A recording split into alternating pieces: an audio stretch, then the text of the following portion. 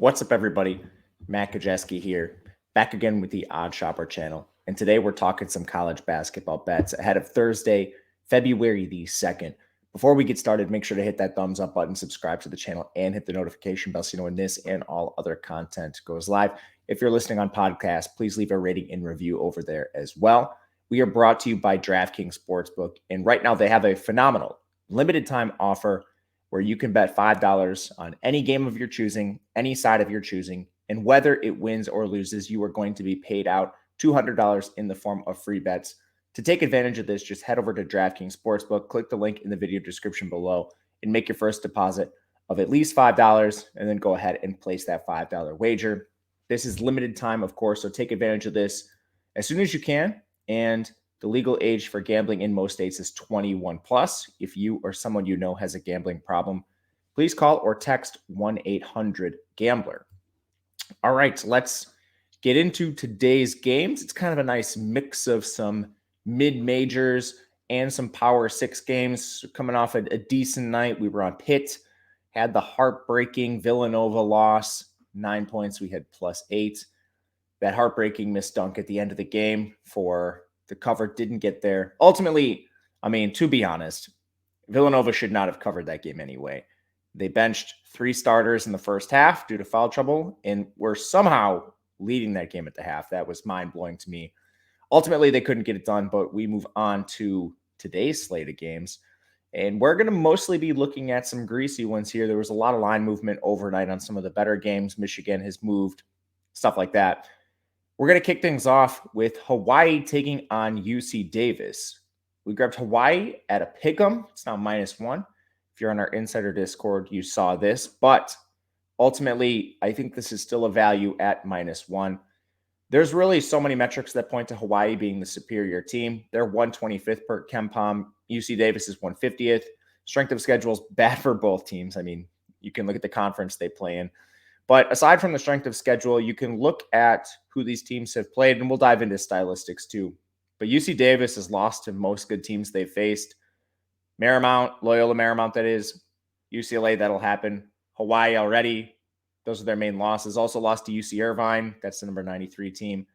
Eastern Washington, they're 174th, and Milwaukee, 205th. Their best wins are against Cal State Fullerton. They're number 147. Sacramento State, they're number 195. So you look at the entire schedule, the entire body of work, they have some good losses, but they also only have 2 wins in the top 200. Meanwhile, Hawaii has beaten a slew of teams in the top 200.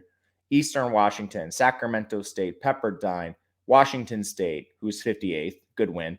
SMU, UC Davis already once, Long Beach State, UC Riverside. All of their losses are pretty good except for Texas A&M Commerce. I even wrote LOL in my notes, like, I don't know how that happened. Regardless, stylistically, why I think this matters and why we see the drastic differences in terms of who these teams have won and lost to is stylistics. It comes down to this. Hawaii is a very strong defensive team. They're 26th in defensive efficiency. It's really the only good side of either team. You have Hawaii 193rd offensive efficiency, UC Davis 170th, UC Davis 127th on defense. So Hawaii has the single good unit on the floor, and they're excellent both in the interior and guarding from 3. UC Davis, their best skill set, I think, is scoring inside.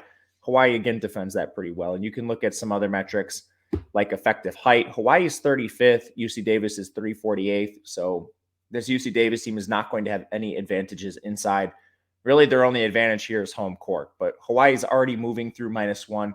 This is one I think that's completely fine at that number. And if it gets a little higher, you could maybe just sprinkle something on the Hawaii money line. But we'll be back in the Bows in this spot against UC Davis. Second one we'll get to, we're going to go to a rare total. Texas State taking on Louisiana, another one that's pretty in the weeds here. I grabbed under 137, expecting this to scream under as it has already throughout the night and early this morning. It's at 135.5 now, which is juiced heavily towards the under. So I think there's going to be more movement here. This is a rematch of a game that was played, a week and a half ago.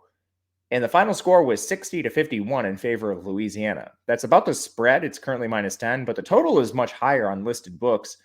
And ultimately, I think this is one we're still looking at towards the under, not just because of that first game, But you can look at both teams. Louisiana is actually a pretty good team in this conference. They're 99th overall. They're on an 8-game win streak. But Texas State plays extremely slow, 65.8 possessions per game. That's well below the league average, which sits right around 70. Louisiana, 70 possessions per game. So they're slightly above average and slightly. Now, aside from the projected pace of the game, which points towards the under, you have Texas State actually holding some pretty good teams below some key numbers. You look at their last 10 games, their opponents have been held at 67 points or below in 9 of those 10 games, and the only team to eclipse it was Marshall. Pretty good team. And Marshall's not the only good team they face in that span. Again, they face Southern Miss, who's 95th at KenPom, Louisiana, who's 99th, James Madison, who's 140th, and Troy. Those are some pretty good teams in that span. Not great teams, but again, it's not like Texas State is just holding complete cupcakes below 67. These teams are actually above average here. And you look stylistically, offensively, Louisiana's 35th. Well, the strength of the Texas State team is the defense. We already mentioned that.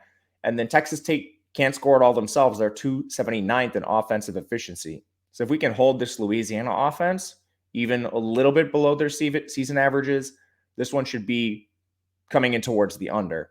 And not to mention Louisiana, I don't know if they don't do any self-evaluation or what, but this team's actually pretty good at shooting threes. They just don't shoot any threes at all, which it doesn't make any sense to me. They're 20th in three-point percentage, but they rank 289th in three-point attempts per game. Instead, they try to grind it inside, which also isn't what you want to do against Texas State. They're not good on defense anywhere, but they're certainly better inside. So Louisiana, I don't know. They haven't been able to really effectively figure out what they're good at, what they're bad at, even though they're on an 8-game win streak. Regardless, we'll be going towards the under. I bet under 137. Current line, I think, is actually going to move more. So I would take it now if you can. Last one, we're going to get into one of the better mid-major games, College of Charleston versus Drexel. This is one that's taken a lot of money on the Charleston side. I think it could take some more. I did not get the early line of 6.5. I have 7.5 in. I think that's completely fine. You look at these two teams, Charleston 77th at KenPom. Drexel is 203. Both teams have a horrific strength of schedule. Drexel's lost every single important game on their schedule. Temple, Seton Hall, Towson. Again, in this conference, you're just not going to get a lot of high-profile games if your non-con isn't good. Drexel only has one win in the top 200. They came against Old Dominion. That was in the season opener. Their next best win is against Delaware, which happened in overtime, 77-74. Charleston has 2 elite wins, I think, Virginia Tech being the main one, but they also beat Towson in overtime. They also beat a pretty good Kent State team by 2, which I want to highlight here. Losses to North Carolina and most recently to Hofstra, but don't discount Hofstra. They're number 100 in the country per KenPom. Height, Charleston's 207, Drexel's 226, but Charleston has been way better at using that height. They're 5th in rebounding, Drexel's 175th. So stark mismatch there on the glass.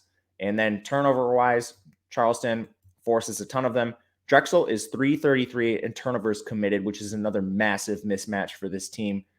And the one thing that's kind of concerning for Charleston, and it's probably going to bite them down the stretch, is they're number 1 in the country at shooting three-pointers. That's three-point attempts. They shoot a ton of threes, but they rank 246 in three-point percentage. So this is a team that shoots a massive amount of threes, but they're very bad at it. Fortunately, Drexel's 234 in three-point defense. So I don't even think this matters. It's going to bite them at some point, but this probably isn't the game where it really comes into play.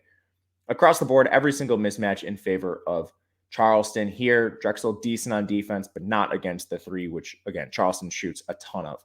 So we'll be laying the points here with Charleston against Drexel. Ton of good games on the board. Let me know in the comment section what you think of some of the others or any of these three. And hit the thumbs up button, subscribe on the way out. You can follow me on Twitter at Matt_Gajewski if you would like. And we'll be back tomorrow and Saturday, so make sure to check those out. Until then, good luck, everyone. We'll see you later.